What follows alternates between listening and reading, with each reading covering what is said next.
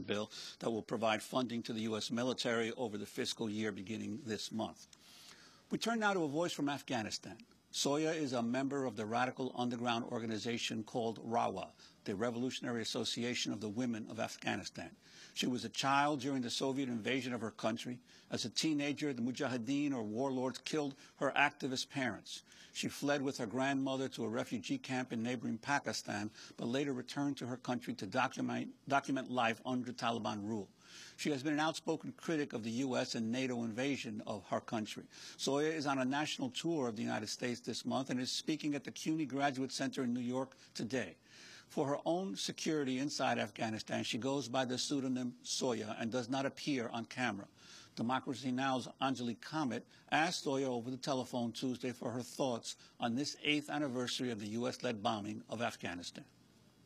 Unfortunately, in the past 8 years, with thousands of troops, with billions of dollars poured in the country, and with tens of countries present in Afghanistan, the foreign countries, we see that there is no positive change in Afghanistan.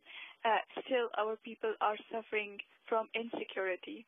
Our people are caught up from different sides by different enemies.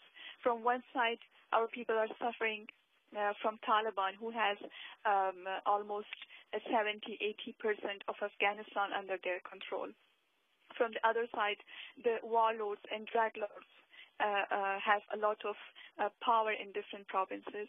And from the third side, unfortunately, the US and NATO bombs are killing our civilians. So in the past few years, I think, taught the foreign countries a new lesson that as long as they are not changing their policy of supporting and compromising with Northern Alliance fundamentalists, there will be no root change in the political situation. Today we see that after 8 years before, United States occupied Afghanistan under the three banners, under three justifications, which was bringing democracy, a liberation of Afghan women, and war, so-called war on terror. But today we see that terrorism is increasing day by day. The Taliban are much more powerful than before. They are increasing in number. They are getting more stronger. And we cannot talk even about democracy because as election was the proof that we have no democracy. And also, there's no freedom of speech. There's no freedom of expression in the country. The journalists are suffering, and they have very tough life and very threatening life, as a single word against the warlords and drag lords can result to their murder. We see the situation of women, as women liberation was used as a justification to occupy Afghanistan. But today we see that women are suffering from different sides. As I said, from one side, from the Taliban and from their rules and laws, and from their suicide bombs, and from the other side, the US NATO bombs. And mostly, if we notice that during the past 8 years, they killed more civilians than Taliban and terrorists. Many children, many innocent women were killed. Many times they attacked the wedding ceremonies.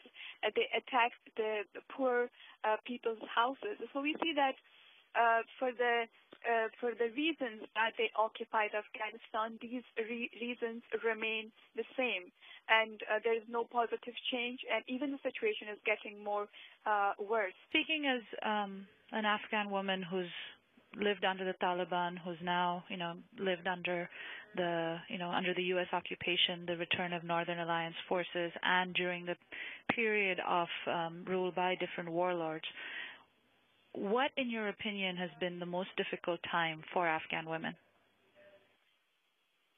Unfortunately, it's very hard to compare the darkest history of Afghanistan during this 30 years.